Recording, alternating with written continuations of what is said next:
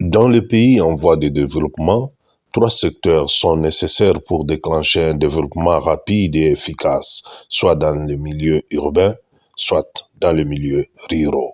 Ces trois secteurs pilotes sont le secteur des infrastructures des transports, le secteur de l'énergie et le secteur de l'agropastoral.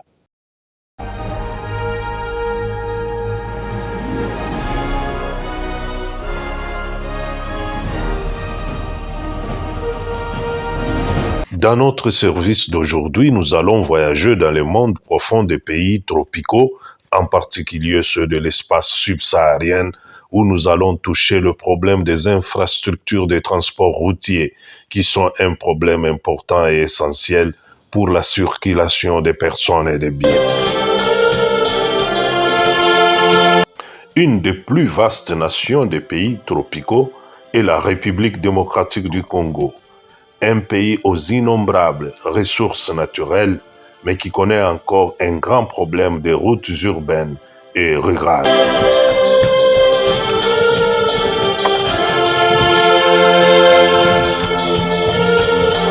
Depuis certaines décennies en République démocratique du Congo, parcourir un tronçon de route en dehors de la ville est un vrai calvaire dans certaines zones.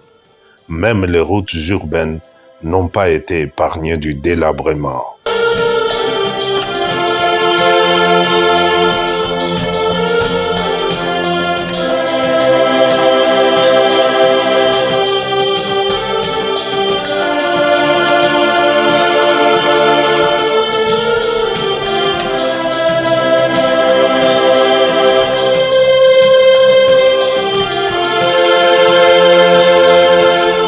Oui, voilà. Regardez par exemple les routes que nous avons. Ça, c'est une route. Imaginez-vous, vous devez voyager 200 km et vous devez parcourir cette route. D'abord, le fait que les voitures, les véhicules sont passés, les pneus ont creusé, ils ont formé des canaux. Et si vous allez en bas là, c'est déjà la boue qui commence. La boue qui commence et puis c'est dans la forêt. Et il n'y a même pas comment dévier la route. Et on souffre comme ça. Cependant, comment les citoyens peuvent participer à l'œuvre de la modernisation de la voirie urbaine et extra-urbaine? Prenons l'exemple de ce que certains citoyens essayent de faire dans l'une des villes des pays tropicaux. Découvrons-le à Antananarivo, au Madagascar. Mais je vais vous montrer la technique que les gens qui vivent ici, qui sont en train de faire, ils ont déjà commencé là-bas. Peut-être même cette route, après une année ou 2 ans, ça ne serait plus comme ça. Peut-être que ça sera dallé. Donc, ils vont mettre peut-être des dalles en pierre. Je vais vous montrer ce système, cette méthode devant ici. Vous allez voir comment ils ont mis. Ils sont en train de faire eux-mêmes. Eux-mêmes, ils sont en train de faire. Ils n'attendent pas que ça puisse venir d'ailleurs. Donc, ça, c'est une bonne chose. Le système de pavés des routes romaines appelé San Pietrino ou Celcio est indissociable du paysage de Rome depuis le XVIe siècle. Il est extrait des carrières de Cels au pied des Colli Albani ou des zones volcaniques de la région de Viterbo. Il prend le nom de San Pietrino parce qu'il a d'abord été utilisé devant la basilique Saint-Pierre, en italien San Pietro. Inventé sous le pape Sisto V, il fut très largement diffusé sous le pape Clément XII, qui en fit couvrir autour de 1725 le riz des 14 quartiers de la Rome de l'époque, ainsi que de la Via del Corso, une des avenues fameuses de Rome. Ce système de pavement routier a été très populaire ensuite par sa forme pyramidale tronquée qui s'adapte à toute forme de terrain. Mais il peut être parfois fait de plus petits dalles comme sur la Piazza Navona à Rome.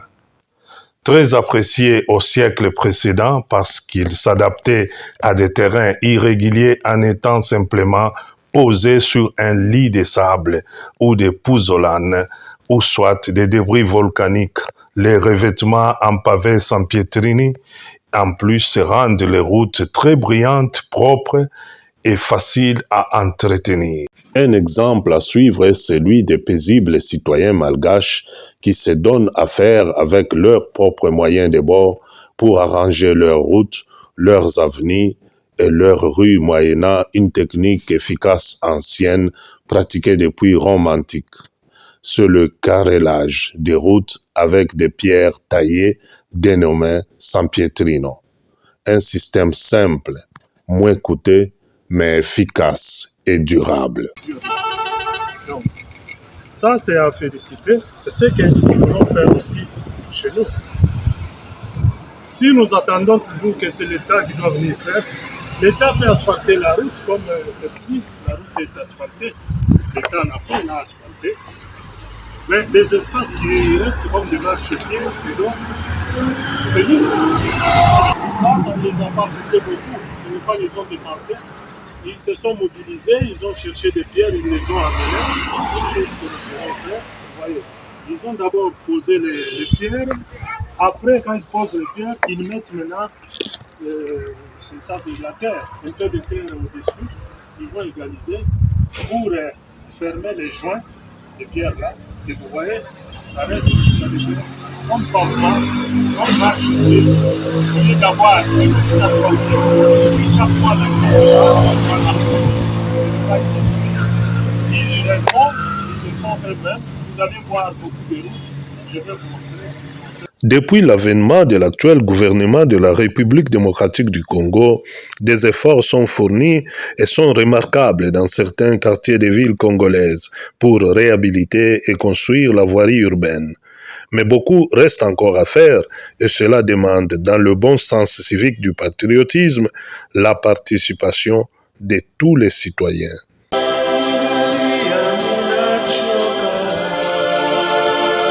Les infrastructures de développement dans des pays en voie de développement sont très importantes parce que ce sont ces infrastructures qui vont projeter ce pays vers un avenir meilleur.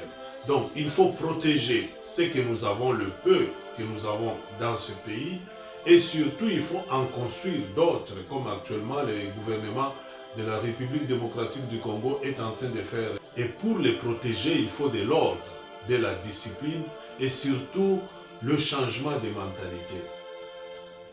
Adopter une mentalité qui nous permet d'entrer dans la marche et d'y rester vers le développement.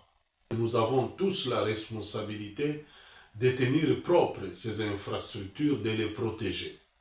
Le canal ou les caniveaux, comme communément on les appelle, construits au bord de la route, ont un rôle majeur et important.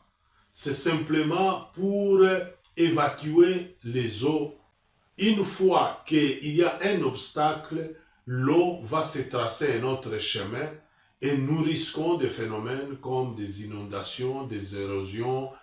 Donc il ne faut pas jeter des ordures dans des caniveaux. C'est ça la nouvelle mentalité à adopter. L'État doit placer des poubelles partout et des services d'assainissement pour balayer les routes, pour nettoyer des infrastructures, afin que nous puissions protéger ce que nous avons et savoir aller avant pour en construire d'autres, ajouter d'autres sur le peu que nous avons. Notre service tend à la fin. Merci pour votre attention. Nous allons nous revoir dans le prochain service et surtout, nous vous demandons, abonnez-vous gratuitement sur notre chaîne et faites abonner aussi vos amis pour que nous puissions vous donner plus de contenus qui peuvent être utiles chez vous. À la prochaine.